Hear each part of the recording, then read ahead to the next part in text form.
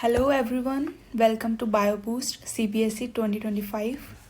Today we will cover another cell organelle which is mitochondria, also known as the powerhouse of the cell.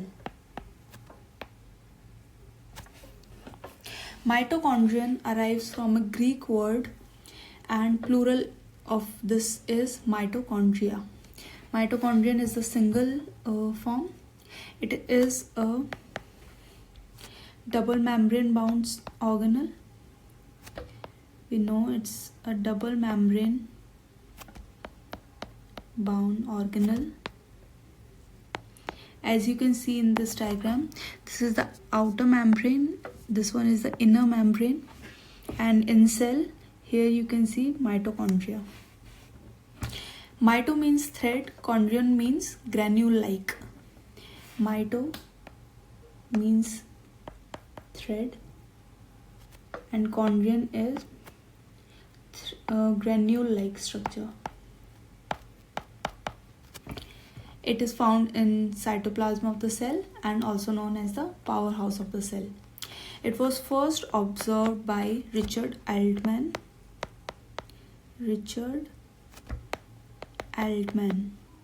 in 1894. Then the term mitochondria term was coined by Carl Benda in 1898. Looking at its morphology, we see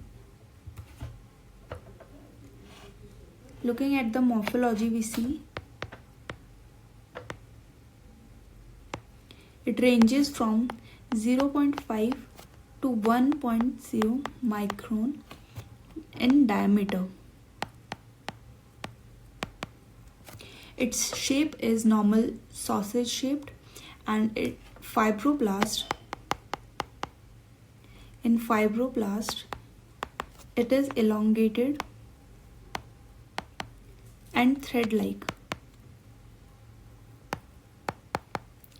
Its number depends upon type, size and functional state of cell, meaning how much energy the cell needs.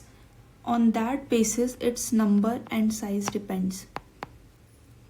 Number and size based on functional state of the cell.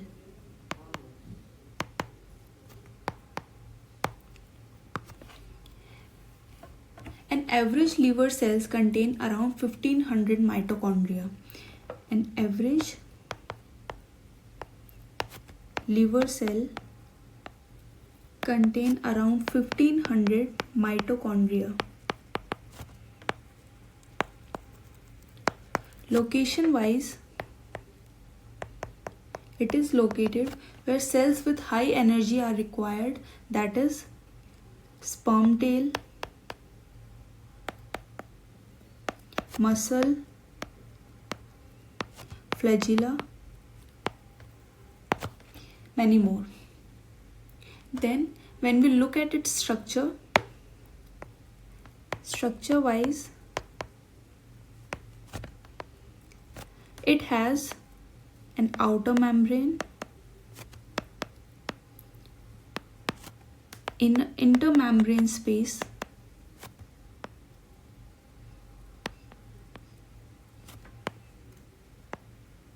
inner membrane,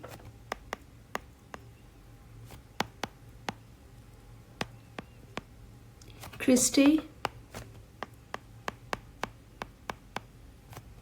and matrix. Here in this diagram you can see a microscope, how it looks like in an electron microscope. So this is outer membrane of the mitochondria, this one is inner membrane. In between these membrane is intermembrane space. Then matrix is the inner fluid present inside the cristae, like these are convolutions or involutions present inside the membrane, and in between that is matrix present. Then going through internally in the outer membrane, we see that it is a simple phospholipid layer. It is a simple phospholipid layer, actually a bilayer. It encloses the mitochondrion and it contains protein structures which are called as porins. It has protein structures which are known as porins. It contains ions, nutrient molecules, ATP, ADP, etc. and can pass through the outer membrane with ease. Means the ions, nutrient molecules and ATP, ADP can pass through it easily. It allows passing of ions, nutrient molecules, ATP, ADP and others easily. Then going through the inner membrane, we see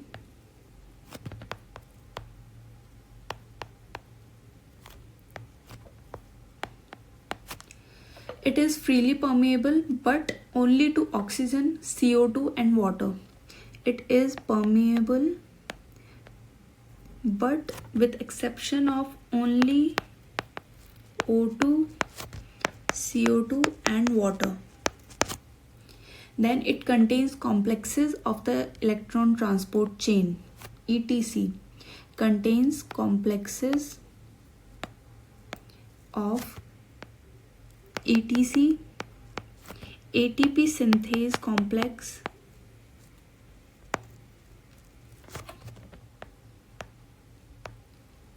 and transport proteins which are required to carry out these processes. Where exactly these complexes are present, we can see it in this diagram. Here you can see this one is the outer membrane of mitochondrion and this one is inner. This one is the outer membrane in continuation with the diagram and this one is the inner membrane. Here you can see the porins are present which allow passing of substances. These are the transporter and other proteins present. They are membrane bound.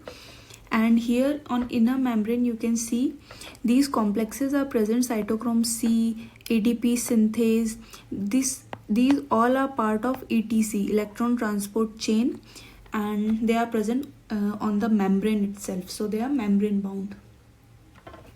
Also inner membrane have presence of sophisticated ion transporters.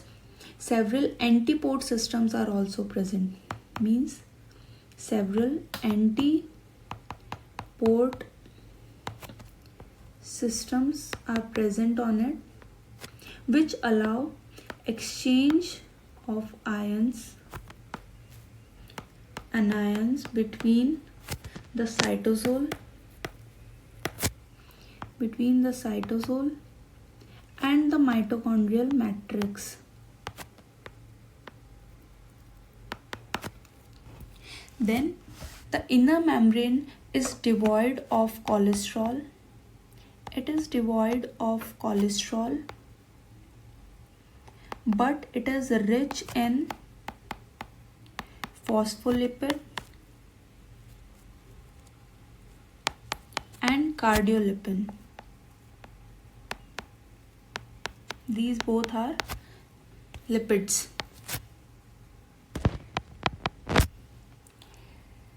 Moving forward,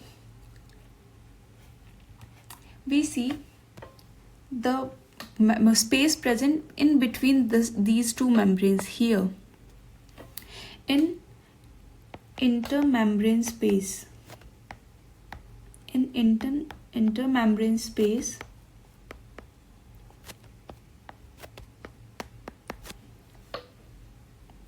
we have high proton concentration. How this proton concentration is there? It is because the inner membrane has these ATP pumps, and during these synthase pumps protons are exchanged and they enter this intermembrane space.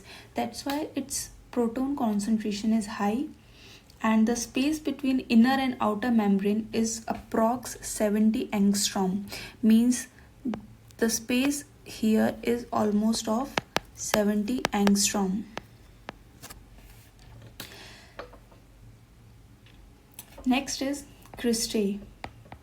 So these are enfoldings or folds of inner membrane itself of mitochondria, inner mitochondrial membrane.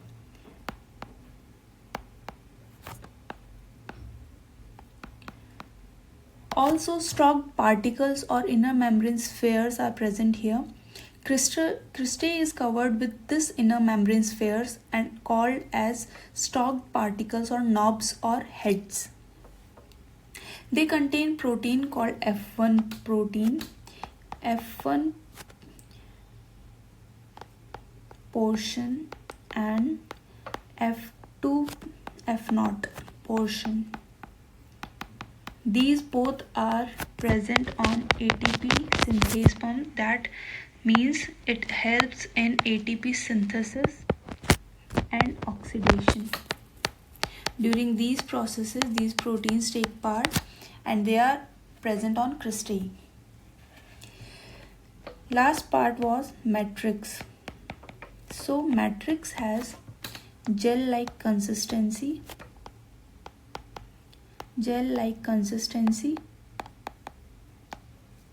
but it is dense and homogeneous. It contains 2/3 of total protein portion of the mitochondria. So basically, mitochondria have enzymes, ribosomes, DNA, mRNA, granules, fibrils, and tubules. These all are present inside the mitochondria.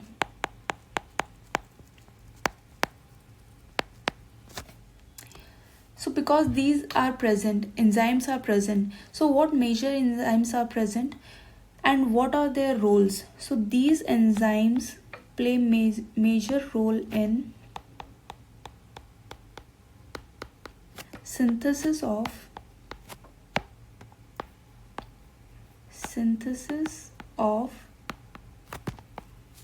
nucleic acid and proteins. Also present during fatty acid oxidation process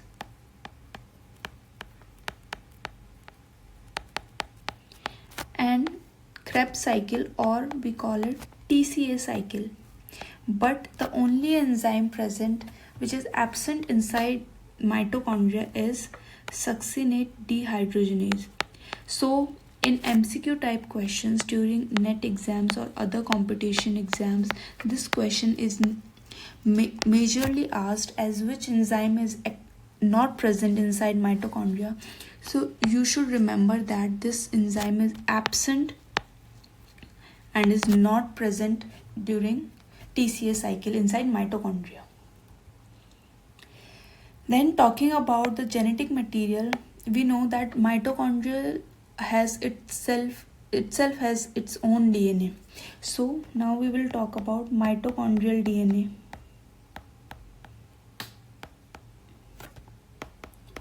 Mitochondrial DNA, or in short you can write as mtDNA. Now the properties of this DNA is that it is double-stranded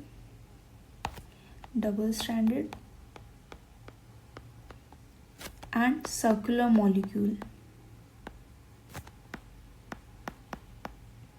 It occurs in multiple copies So it has multiple copies,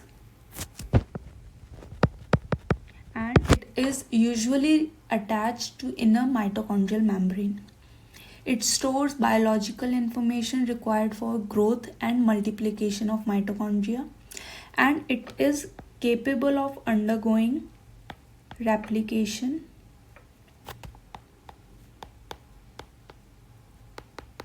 and duplication.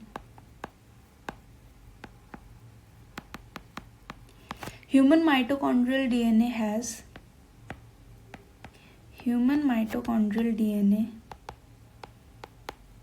has 2 rRNA, ribosomal RNA, and 22 tRNA. So that means the mitochondrial DNA is not absolutely autonomous, but it depends upon nuclear DNA also partially. So it is semi-autonomous in nature.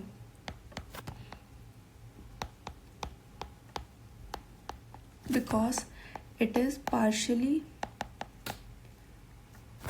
dependent on nuclear DNA. So finally, we have come to a conclusion that mitochondria performs functions which include being the energy transducer of the cell, means it is responsible for synthesis of ATP. Also, how? Because it is included in Krebs cycle functioning inside matrix. Then it is part of ETC chain. Then it performs the function of phosphorylating system of ATPase. Extra mitochondrial inheritance means mitochondrial DNA contains plasma genes which are basically extra chromosomal genes. Means one more function is being extra mitochondrial inheritance part. It contains plasma genes, meaning transmitted from mother to the offspring, means the genes of mitochondrial DNA also get transmitted and become part of inheritance. That means transmitted from mother's DNA to offspring.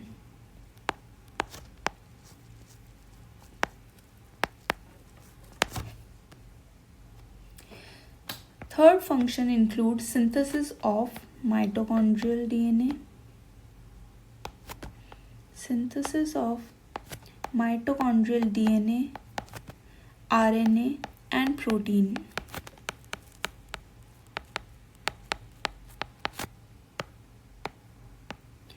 Meaning, it brings about gene expression through gene duplication, transcription, and translation. And it performs synthesis of 13 different polypeptides in human. How? It is part of gene expression through gene duplication, transcription, and translation. And also it synthesizes 13 different polypeptides in humans.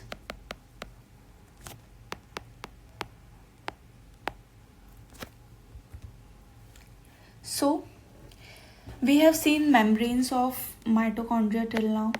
So there are different metabolic reactions that are taking place inside mitochondria.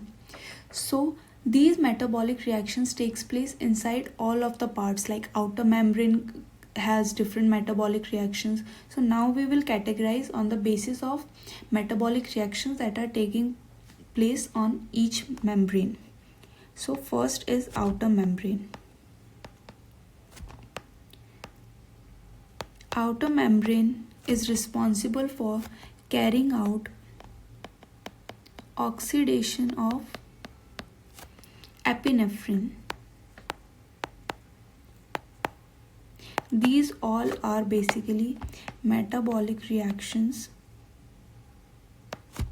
that are taking part on different sides of mitochondria. Epinephrine is a hormone which is a part of flight and fight hormone.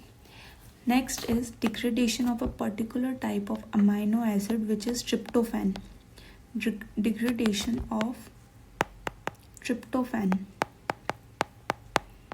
And also a site where elongation of fatty acid takes place. Elongation of fatty acid. Next is our inner membrane. So inner membrane is the site where oxidative phosphorylation takes place. It is the only process which takes place only inside the inner membrane of mitochondria. Matrix is the site where TCA or Krebs cycles take place. Beta oxidation also takes place inside matrix. It is the place where detoxification or basically urea cycle takes place of ammonia in urea cycle. And it is also the site where calcium ions are stored. Calcium ions are stored basically inside matrix. So basically mitochondria revolves around other functions also, like production of heat, neurotransmitter metabolism. It has role in apoptosis, which is a very critical process which takes place inside our body. Then neurotransmitter metabolism, I have told you. In cholesterol metabolism, here you can see mitochondria is involved. Also in oxidative particles making, in RNA DNA synthesis of support, making heat, production of heat, thermogenesis, generation of heat is taking part inside mitochondria. So summarizing all, we know now the semi-autonomous nature of mitochondria, how it is there. So basically mitochondria are independent for some functions and dependent on nuclear genome and cytoplasm for other functions. That's why it has a semi-autonomous nature. Replication of mitochondrial genome is independent of the nuclear genome, but while the mitochondrial division is under the control of nuclear genome. So why it is semi-autonomous, you need to remember from exam point of view that replication of mitochondrial DNA is basically independent of nuclear genome, of nuclear DNA, but mitochondrial division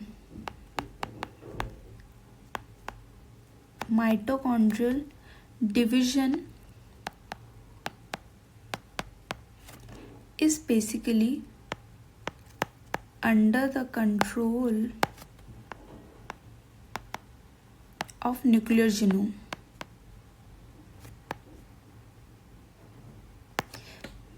replication and division. You need to remember these terms, how it is semi-autonomous in nature.